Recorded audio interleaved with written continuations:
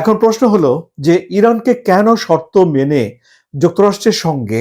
একটা চুক্তিতে যেতে হবে বা যুক্তরাষ্ট্রের সঙ্গে একটা সমঝোতাতে যেতে হবে।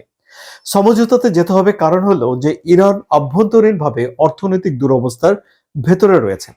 এবং ইরানের সরকার এটি বলেছেও যে তাদের অর্থনৈতিক দুরবস্থার সুযোগ কাজে লাগিয়ে যুক্তরাষ্ট্র, ইসরায়েল এবং ইউরোপ ইরানের ভিতরে এই যে বিক্ষোভ হয়েছে বা যাকে এখন গণ অভ্যুত্থান বলা হচ্ছে তাকে ব্যাপকভাবে উস্কে দিয়েছিল, এটি ইরান দাবি করে। যদিও এই বিক্ষোভ ইরান দমন করেছে, কিন্তু অর্থনৈতিক দুরবস্থা তো কেটে যায়নি এবং এই অর্থনৈতিক দুরবস্থা কেটে যেতে হলে ইরানের উপরে আরোপ করা যেসব নিষেধাজ্ঞা রয়েছে,